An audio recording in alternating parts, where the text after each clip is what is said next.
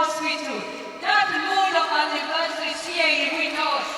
We are here to celebrate. We are celebrating success. We are celebrating joy.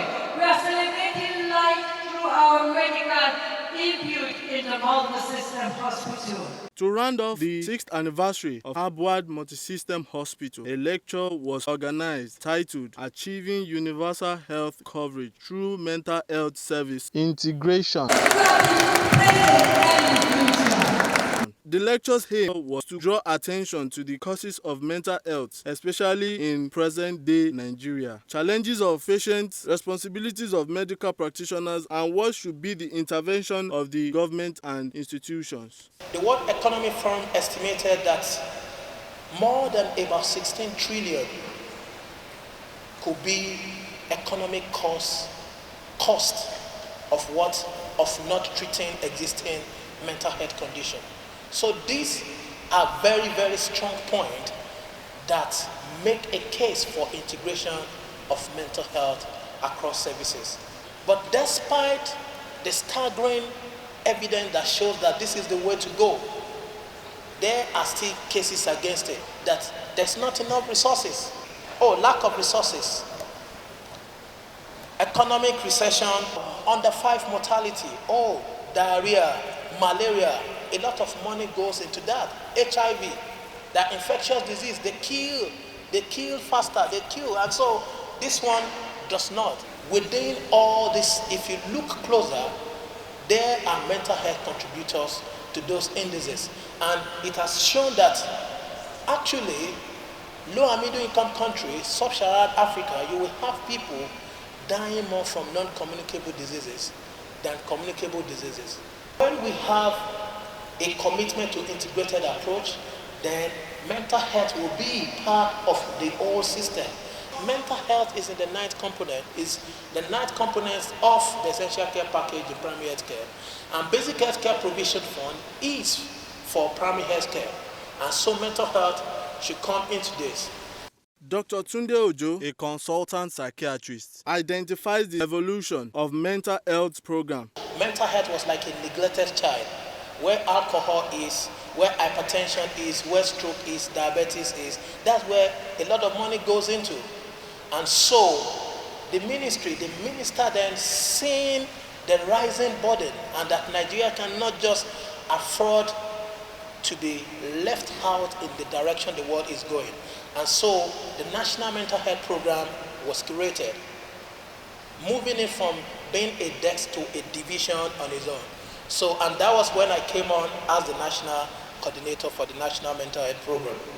And within that space of 2 years, the country had been able to pass what is known as the National Mental Health Act of 2021. Before 2022, the law that was governing the administration of mental health in Nigeria was a very archaic law, a pre-colonial law that is called the Lunacy Act. And even from the name, you can see how archaic and very derogatory that was.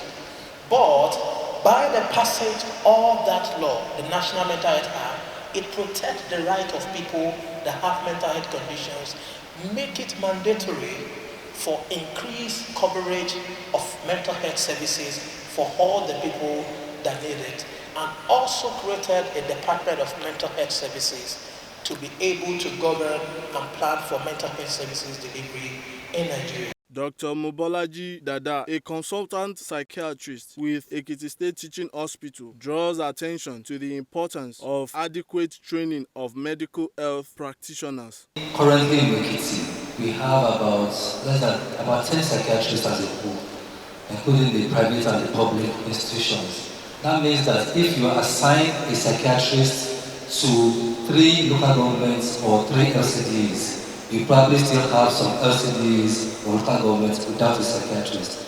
But like the keynote speaker said earlier, the goal is not to have psychiatrists at these levels. But what is to be done is training and retraining of others.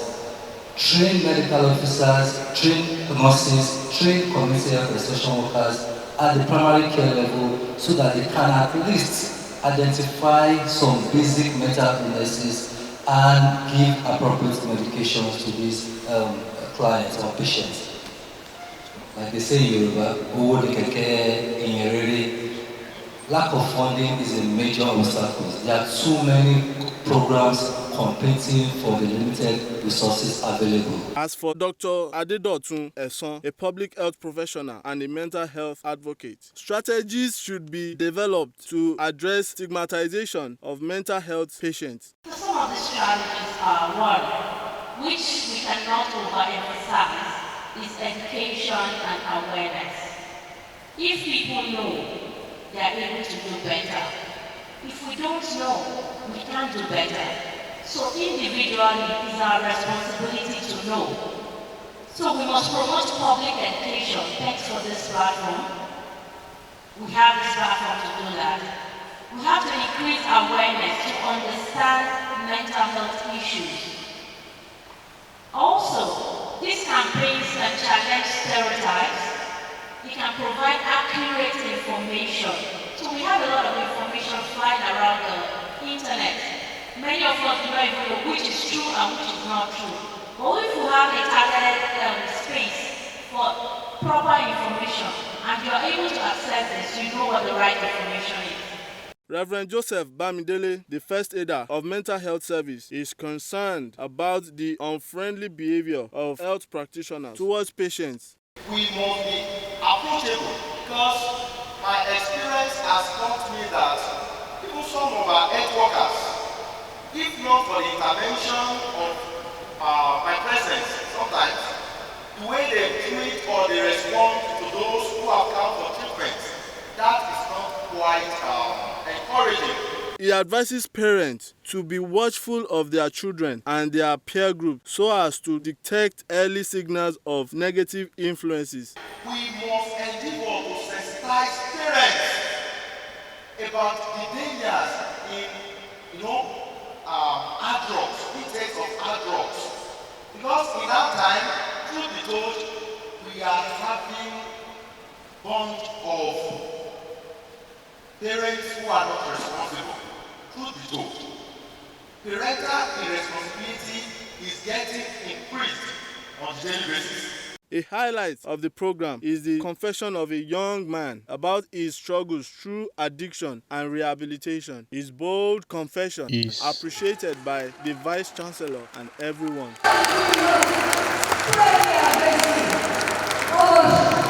Since the establishment of Afe Babalola University, Ado-Ekiti, we have remained resolute, focused, committed to ensuring that our immediate community, country, and the entire world is better, and we have not faltered. This has guided our steps and has ensured our fidelity to ennobling ideas, one of which is why we are gathered here today: mental health. Earlier, the Chief Medical Director of ABUAD Multi-System Hospital, Dr. Kolawole Ogundipe, spoke of the objective of the establishment of the ABUAD Multi-System Hospital to complement the university, serve as a training center, and provide a first-class health care. The hospital is fast gaining its place as a leading center in kidney health with the inauguration of the state-of-the-art dialysis centers. The center was established in conjunction with world-renowned experts, and we have 16 modern dialysis machines installed in the first state, which have been working very well. Starting with just about 10 dialysis when we started, the facility currently run over 400 dialysis every month. We've moved further to be able to provide renal transplant procedures, and as of today, 14 patients have benefited from our kidney transplant program. In other areas, we have continued to be that center that has the capacity to provide cutting-edge medical and surgical services that are available only in best hospitals around the globe, including things like the fertility services, brain surgeries, joint replacement surgeries, oncology procedures, eye surgeries, back surgery procedures, among others. In terms of medical education, the hospital has also been joining hand with the university in providing the medical services, in providing training for our undergraduate medical and allied students. There's no guessing that the University Medical School, which started just about 12 years ago, has graduated 6 sets of medical students. And they have access to state-of-the-art equipment that can only be found around here. The clinical skill laboratory, one of its best, was also put together in the year of 2021 to complement the service. The 6th anniversary of the Multi-System Hospital winds up with a song of appreciation to all.